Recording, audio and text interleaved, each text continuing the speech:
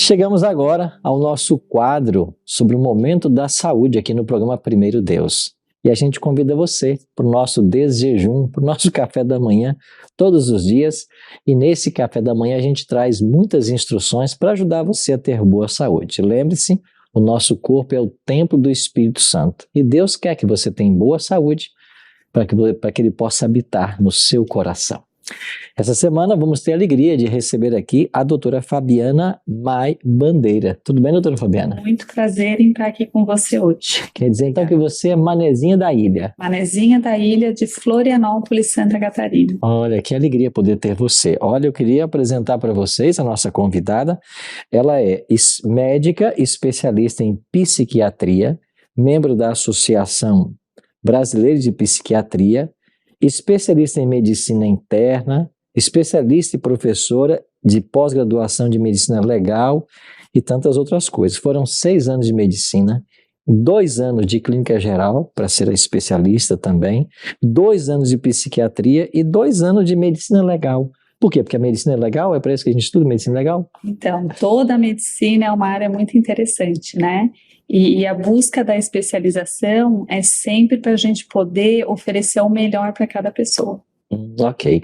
Medicina legal tem a ver com processos também da justiça, não é isso? Então, a medicina legal é uma área relativamente nova e ela busca auxiliar o juiz e auxiliar os profissionais do direito a esclarecer determinadas situações na área da medicina. Então, quando tem um processo onde existe uma dúvida sobre determinada questão e que envolve a medicina, um médico legal, especialista em medicina legal, atua para auxiliar nesse esclarecimento. Olha aí, como é bom saber de todas essas informações, né? Mas essa semana, a doutora Fabiana vai estar conosco, nós queremos aproveitar, né, a sua especialidade em psiquiatria para nos ajudar a entender um pouquinho mais de nós mesmos, né? Da nossa mente, de nossos comportamentos, etc. E eu queria começar fazendo a seguinte pergunta: o que faz um psiquiatra e quem deve buscar um psiquiatra? Então, o psiquiatra é um médico especialista em medicina, né, em psiquiatria, mas ele atua muito na prevenção do tratamento, do acompanhamento e diagnóstico de todas as situações que levam ao sofrimento psíquico e o sofrimento mental. Então, quem que deve buscar o médico psiquiatra? Aquela pessoa que está passando por uma situação na vida onde está acontecendo algum desequilíbrio emocional, de comportamento, né, de sono, de alimentação, e que esse desequilíbrio ele não melhora ao longo do tempo e ele começa a prejudicar o dia a dia dessa pessoa. Então, às vezes no ambiente familiar a gente escuta uma queixa de que a pessoa está muito irritada, que ela não está conseguindo dar atenção para a família, para os filhos. No ambiente de trabalho a pessoa não está rendendo, ela está tendo sintomas de ansiedade, de palpitação, a memória ela não está adequada, né? No ambiente social ela não está conseguindo ir em determinados lugares. E esses sintomas, eles não passam. A gente sabe que ao longo da vida a gente tem situações, né, que vão acontecendo e que a gente vai se ajustando. Mas quando não passa, a busca pela tratamento com o psiquiatra, ele vai trazer um conjunto de situações que visa melhorar e voltar a pessoa a ser o que ela era antes. Muitas pessoas confundem, eu tenho essa dúvida também, né? A diferença do trabalho do psiquiatra e do psicólogo. Como é que a gente pode fazer essa diferenciação? Então, são 2 formações diferentes. Então, o psicólogo, ele tem uma faculdade que visa o conhecimento de toda a psique humana, mas o enfoque principal é nas terapias, é no desenvolvimento das terapias. E o médico psiquiatra, ele tem a possibilidade de tanto identificar e diagnosticar, quanto realizar um tratamento medicamentoso, né? Direcionado para aquela situação que a pessoa está vivendo, mas também de fazer uma análise clínica de todo o indivíduo, porque hoje em dia a gente não olha uma parte, né? A gente nunca deveria olhar uma parte, a gente sempre vai olhar o todo.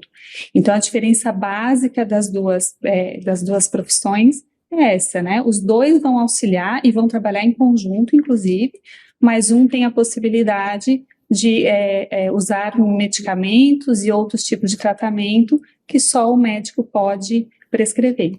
E como é uma consulta com um psiquiatra? Então, é muito importante a gente conversar sobre isso. Por quê? Porque muitas pessoas ao longo da vida, elas vão tendo dificuldades e elas mesmas identificam uma necessidade de consultar um psiquiatra.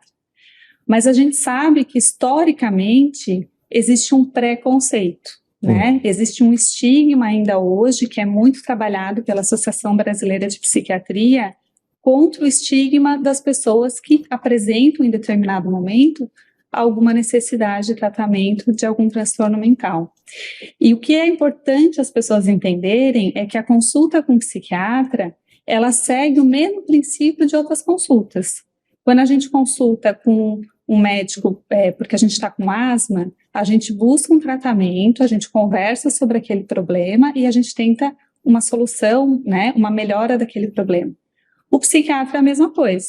A pessoa vai buscar o tratamento, vai trazer as questões que são importantes para ela naquele momento, vai ser conversado sobre essas questões, a gente vai conversar um pouquinho sobre a vida dessa pessoa, sobre as doenças que ela já teve, sobre outras condições que ela ainda tem, né? Tem pessoas que têm problemas de tireoide, por exemplo, que é uma glândula que se situa aqui e que dá o ritmo do corpo da gente, que quando ela está desregulada, ela pode causar ansiedade, ela pode causar falta de energia. Então, tem outras condições no corpo que também levam a sintomas emocionais, né? E nessa consulta vai ser também, geralmente solicitado num primeiro momento, exames clínicos de laboratório, para a gente ver se a vitamina D está baixa. Hoje em dia a gente sabe que uma vitamina D baixa causa mais sintomas de depressão. Olha. E nesses casos, a gente vai, além de dar um enfoque no tratamento, regular as vitaminas, entender um pouquinho sobre o sono.